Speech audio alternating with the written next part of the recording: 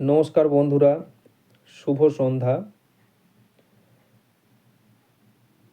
2025 সাল কমপ্লিট হতে চলল, সামনে 2026 সাল পড়তে চলেছে। সেই উদ্দেশ্যে আমি একটা ইম্পর্টেন্ট কথা আজকে আমি বলছি। কথাটা হলো টিউশন স্যারদের নিয়ে এবং গার্জেনদের নিয়ে, অভিভাবক এবং যারা টিউশন পড়ান, গৃহশিক্ষক যারা বাড়ি গিয়ে পড়ান বা বাড়িতে ব্যাচ করে পড়ান, তাদের উদ্দেশ্যে বলছি। অনেক গার্জেন আছেন যারা তাদের ছেলেকে বা মেয়েকে বছরের প্রথম থেকে, জানুয়ারি মাস থেকেই দেখা যায় ক্লাস শুরু হওয়ার পর, স্কুলে ক্লাস স্টার্ট হওয়ার পর থেকেই গ্রামের কোনো টিচারের কাছে পড়াতে পাঠালেন। কিন্তু পড়াতে পাঠানোর পর 3 মাস, 4 মাস, 6 মাস অতিক্রান্ত হয়ে যায়, কিন্তু তাকে মাইনেটা কিন্তু তারা আটকে রাখেন, মাইনে হয়তো দেন না, মাইনে তারা দেন না। তা সেসব গার্জেনকে বুঝতে হবে যে অনেকেই শিক্ষক আছেন, গৃহশিক্ষক আছেন যারা অন্য কোনো কাজ কিন্তু করেন না। তারা সারাদিনই 4টে 5টা 6টা ব্যাচ পড়ান এবং সেই ব্যাচ থেকে তারা 8,000, 10,000, 12,000 টাকা ইনকাম করেন এবং সেই ইনকামের উপর নির্ভর করে তারা সংসার জীবন পালন করে, তারা সংসারটাকে চালান। যদি তার বেশিরভাগ ছাত্রই, আমি অনেক গৃহশিক্ষকের সঙ্গে কথা বলে দেখেছি, আমার সঙ্গে অনেকে গল্প করেছে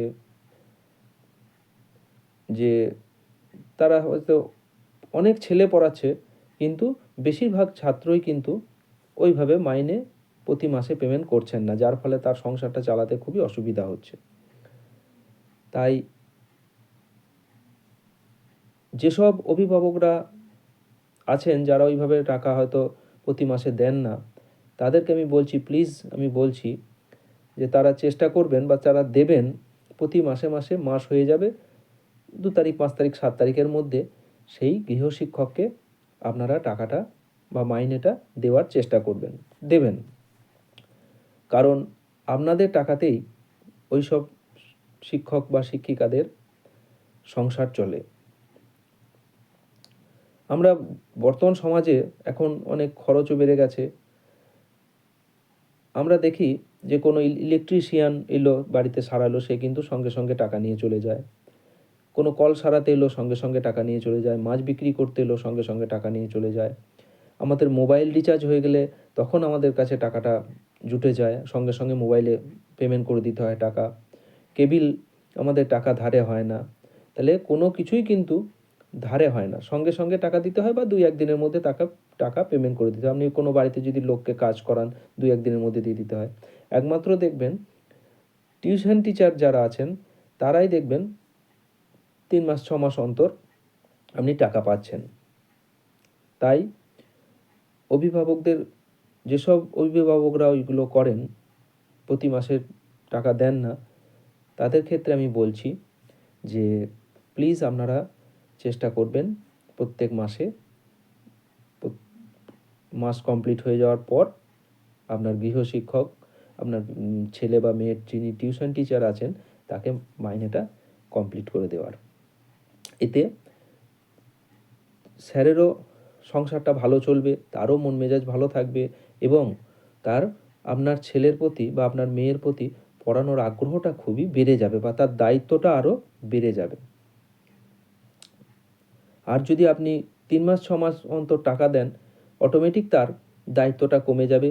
সেও একটা হোপলেস হয়ে পড়বে যে আমার এত টাকা বাকি হয়ে গেল, আমি টাকাটা পাবো তো? হয়তো আপনি দিয়ে দেবেন, পরে হয়তো 6 মাস পর একবারে দিয়ে দেবেন। কিন্তু দেখুন এখন টিউশন ফিজ তো বেশি নয়, গ্রামেগঞ্জে টিউশন ফি 200, 300, 400 খুব কম, 200-300-র মধ্যে টিউশন ফি।